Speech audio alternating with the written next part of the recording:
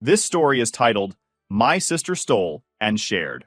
My vacation home key, my revenge humiliated her in front of everyone. Hey everyone, we're so close to hitting 25,000 subscribers. Let's make it happen together before the new year. Hit that subscribe button and be part of this amazing journey with me. Let's do this. Now let's start the video. OP starts by saying, I'm 39 now, and after years of saving and working overtime, I finally managed to buy a cozy little place in a peaceful area a few years ago. It's nothing extravagant. 2 bedrooms, a small living area, and a backyard that's perfect for morning coffee or an evening barbecue. But to me, it's everything. A place to unwind, recharge, and escape from the chaos of everyday life. My younger sister Sarah is 31 and married to Jake, who's 34. They have 3 kids under the age of 5. And honestly, I don't know how they manage. Financially, they're not doing great. Jake's job is unstable, and Sarah has been staying home to take care of the kids. Every time I visit her, she looks exhausted, like she hasn't slept in years. I'll admit, we've never had a perfect sibling relationship, but I've always felt a certain responsibility to look out for her. Maybe it's the older sister instinct, or maybe I just felt bad seeing how stressed she was. One day we were chatting on the phone, and Sarah casually mentioned how much she wished she could take a vacation. She wasn't even asking me for anything, just venting. But I got this idea in my head. Why not let her use my vacation house? It wasn't being used that week, and I figured it could be a nice break for her and her family. I mean, the house just sits there most of the time when I'm not using it, and it wouldn't cost me anything to let her stay. So, I offered. Sarah, why don't you and Jake take the kids to my vacation house for a few days? I said. It's quiet. The backyard is fenced in for the kids, and you won't have to spend a dime. Just clean up before you leave. At first, she was hesitant. Are you sure? I don't want to intrude or anything, she said, but I could hear the excitement creeping into her voice. Of course I'm sure, I replied. You deserve a break, and the kids will love it there. By the end of the call, she was practically glowing through the phone. She thanked me a dozen times and promised they'd take good care of the place. I handed her the keys the next day, wished her a good trip, and felt pretty good about myself. Helping family feels good, right? The week passed, and they returned from their little vacation looking more relaxed than I'd seen them in years. Sarah thanked me again, and Jake even offered to pay for a tank of gas as a token of appreciation, which I politely declined. When I checked the house later, everything seemed fine. Clean, nothing broken, no red flags. I patted myself on the back for doing something nice and didn't give it another thought. That is, until a few weeks later. I was in the middle of a lazy Saturday morning when I got a call from my aunt, Karen. Now, Karen is the kind of person who's always up for a spontaneous adventure, but she rarely calls me directly.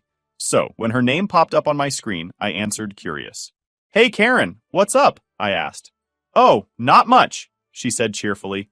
I just wanted to let you know I'm heading to your vacation house today. I can't thank you enough for letting me use it. I froze. Excuse me? Your vacation house, she repeated, like it was the most normal thing in the world. Sarah gave me the keys. She said it was fine, so I figured I'd take a little weekend trip. My heart started pounding. Sarah gave her the keys? I hadn't spoken to my aunt about using the house. Hell, I hadn't even given her the address. How did this happen? Karen, I said, trying to keep my voice calm. When did Sarah give you the keys? Oh, a couple of days ago. She mentioned she made an extra set after their vacation and thought it would be nice for family to have access. Isn't she sweet? Sweet! I wanted to scream. Instead, I muttered something vague about needing to check my calendar and got off the phone as quickly as I could. My head was spinning. Sarah had made copies of my keys? Without asking? And then handed them out like she was in charge of my house? I couldn't believe it. I mean, who does that? I was furious, but more than that, I felt betrayed. I had trusted her with something important, something I worked hard for, and she had completely disrespected me. I spent the next hour pacing around my apartment, trying to figure out what to do. Part of me wanted to call Sarah immediately and demand an explanation. Another part of me wanted to drive to the vacation house, confront Karen, and take the keys back on the spot. But I decided to gather more information first. I started by calling my cousin Lisa, who's always up to date on family gossip. Hey Lisa, random question. Has Sarah mentioned anything about my vacation house to you? Oh yeah, she said, like it was no big deal. She said you're super generous for letting the family use it. She even offered to give me a set of keys in case I wanted to stay sometime. I had to bite my tongue to keep from screaming. Did she actually give you keys? Not yet, Lisa replied. I told her I'd let her know if I ever needed them. That was the final straw. Sarah hadn't just made an extra set of keys, she was distributing them, turning my private getaway into some kind of family timeshare. The audacity was mind-blowing. By the time I hung up the phone, I was seething. This wasn't just a misunderstanding or a small mistake. This was entitlement on a level I couldn't wrap my head around. Sarah had taken my kindness and stomped all over it. Something had to be done, but I knew I needed to calm down before confronting her. That night, I lay awake in bed, replaying the situation over and over in my head. How could she think this was okay? Did she really believe she was doing me a favor by giving my house away? The more I thought about it, the angrier I got. But I also realized something else. Sarah's actions said more about her than they did about me. She was greedy, entitled, and had no respect for boundaries. I decided then and there that this wasn't going to end with a simple conversation. No, Sarah needed to understand just how badly she had messed up, and I was going to make sure she never pulled a stunt like this again. The next morning, I woke up with one thought in my head. I need to confront Sarah. I couldn't let this slide. She had not only broken my trust, but blatantly disrespected my boundaries. It wasn't just about the vacation house. It was about her complete lack of consideration for me and my property. I called her right after breakfast. She picked up on the second ring, cheerful as ever, like she hadn't just turned my house into a family hotel. "Hey, big sis, what's up?" she said, sounding oblivious. "Sarah," I started, keeping my voice steady. "We need to talk. Why does Aunt Karen have a key to my vacation house?" There was a pause. Then she let out a nervous laugh. "Oh, that. Yeah, I gave her a set. I thought it'd be nice for her to have a little getaway." "You thought?" I snapped, unable to hold back. "You made a copy of my keys without asking me, and then gave them to someone else? Are you serious right now?" Her tone shifted instantly. "Whoa, calm down. It's not that big of a deal. It's family. I figured you wouldn't mind." "You figured wrong," I shot back. "That house is my property, Sarah. You had no right to do that." She sighed dramatically, like I was the unreasonable one. "I don't see what the problem is. It's not like we trashed the place. You've barely used it this year anyway. Why not let the family enjoy it?" "Because it's not a family house," I said, my voice rising. "It's mine. I let you use it as a favor, not because you had any claim to it." "Well, maybe if you weren't so stingy, this wouldn't be an issue," she snapped back. "You act like you're better than everyone else just because you own something nice." That stopped me in my tracks. Stingy? Better than everyone else? I let her use the house for free. And this was how she repaid me? "You know what, Sarah?" I said, my voice icy. "I'm done talking about this right now. But don't think for a second this conversation is over." I hung up before she could say anything else. My hands were shaking as I put my phone down. I couldn't believe the nerve of her. She not only refused to apologize, but doubled down, acting like I was the one in the wrong. It was infuriating. Over the next few days, I started hearing whispers from other family members. Apparently, Sarah had wasted no time telling her side of the story, framing me as the selfish older sister who wouldn't share her fancy house with the family. I even got a text from my cousin Lisa, who said Sarah had called me greedy and controlling. It wasn't just my reputation she was messing with. It was my peace of mind. I couldn't shake the thought of how many people had access to my house without my knowledge. Who else had she given the keys to? How many random relatives might decide to pop in unannounced? I decided to get some answers. I started calling around, casually asking a few family members if Sarah had mentioned anything about the vacation house. The responses I got were worse than I expected. "Oh yeah," she said. "You were fine with us using it whenever," one uncle told me. "I haven't had a chance to go yet, but she gave me a copy of the keys just in case. She told me to let her know if I wanted to stay there," another cousin said. "I didn't think to ask you because she made it sound like it was her idea." By the time I finished my calls, I was boiling with rage. Sarah hadn't just given away one or two sets of keys. She had turned my vacation house into a community timeshare. She had essentially stripped me of any control over my own property. And for what? To play the role of the generous sister? I needed to put a stop to this, but I also needed to make sure she learned her lesson. A simple confrontation wasn't going to cut it. If she wanted to act entitled, I was going to make sure it blew up in her face. The first step was taking back control of the house. I drove out there the next day and changed all the locks. It wasn't just about keeping Sarah and her key-wielding network out. It was about reclaiming my space. I wanted to feel safe in my own property again. As I stood in the driveway, holding the old locks in my hands, I couldn't help but feel a sense of relief. This was the first step toward fixing the mess Sarah had created. But it wasn't enough. She needed to face the consequences of her actions, and I was going to make sure of it.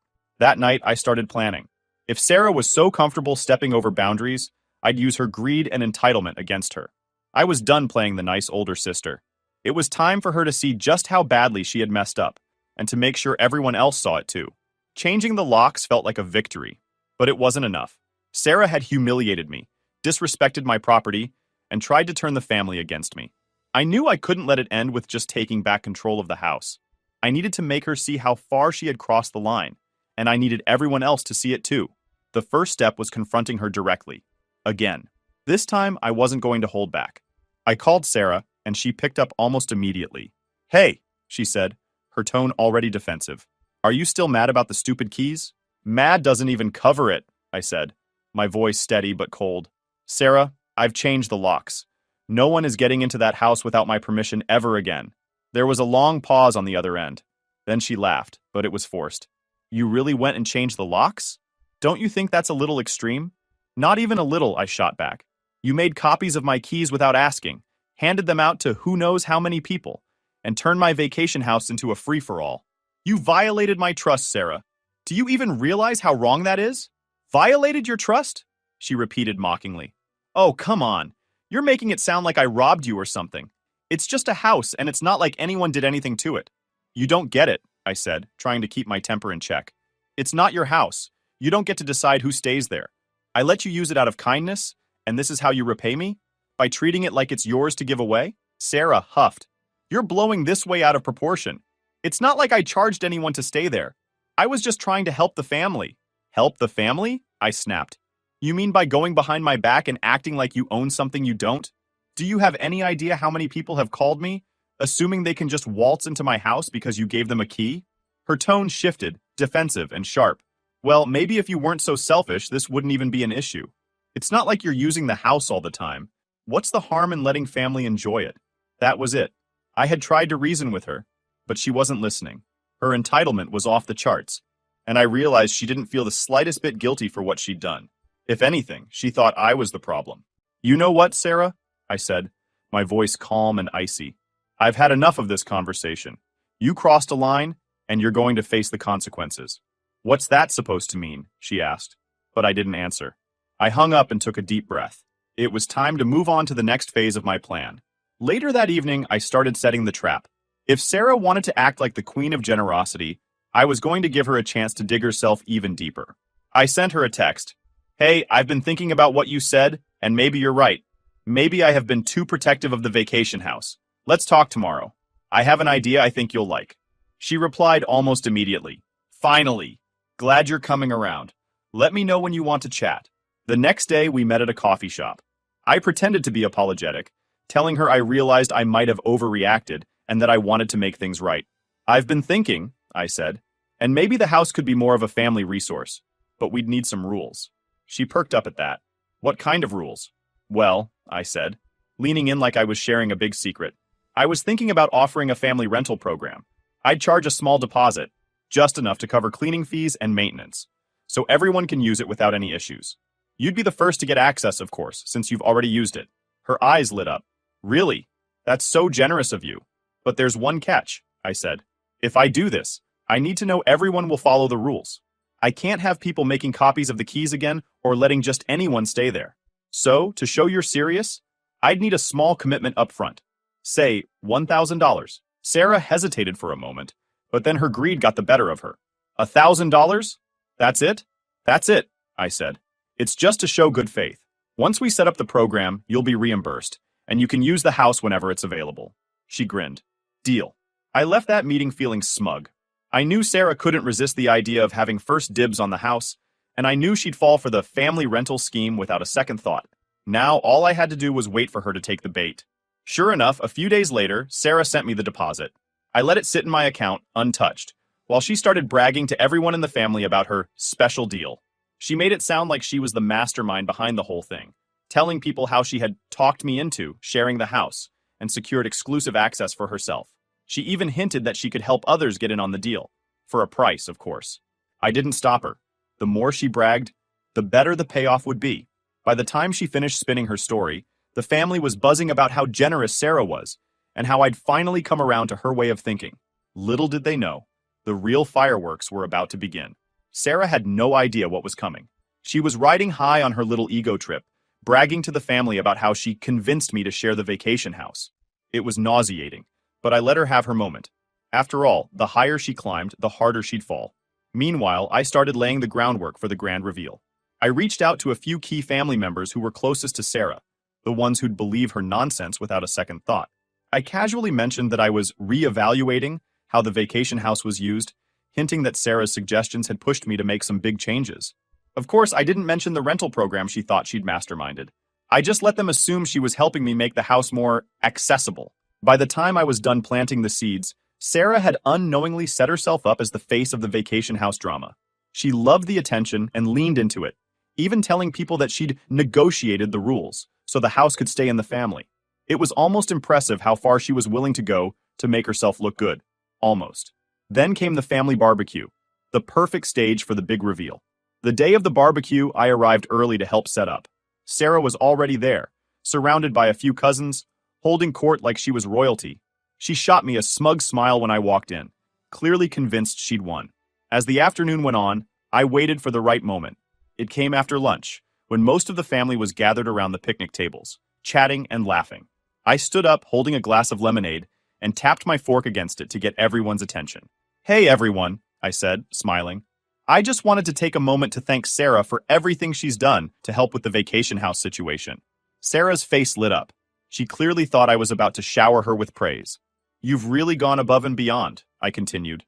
"You've given out keys, made up your own rules, and even created this amazing family rental program idea." There were a few confused murmurs from the crowd. Someone asked, "Rental program?" "Oh, you didn't know," I said, feigning surprise. "Sarah's been telling everyone about how she convinced me to let the family rent the house. She even sent me a $1,000 deposit to secure first dibs." Now the murmurs turned to whispers, and Sarah's smile started to falter. "Well, it was just a suggestion," she stammered. "Really? Because it seemed pretty official," I said, pulling out my phone. "Here's the deposit she sent me." I held up the payment receipt for everyone to see. Sarah's face turned bright red. "But the thing is," I continued, "there's no rental program. There never was. I just wanted to see how far Sarah would go to take control of something that doesn't belong to her. Turns out, $1,000 is the price of her dignity." The crowd went silent. Then the questions started flying. "She gave out keys without asking you? She paid $1,000 for nothing? What was she even thinking?" Sarah tried to defend herself, but it was useless. The more she talked, the worse she sounded. "I was just trying to help," she insisted. "I thought it was a good idea." "Help?" I said, my voice sharp.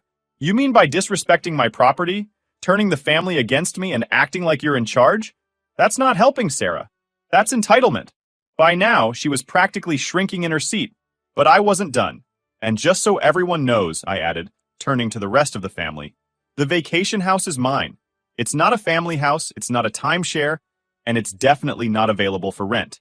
If anyone wants to stay there, they can ask me directly. But as of now, no one who had an unauthorized key will ever step foot in it again." With that, I sat down and took a sip of my lemonade, letting the weight of my words sink in. The fallout was glorious.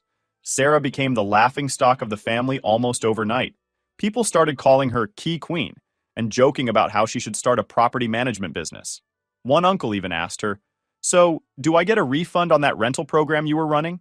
She avoided me for the rest of the barbecue and left early, muttering something about not feeling well. But the damage was done. Her reputation was in tatters, and no one took her seriously anymore.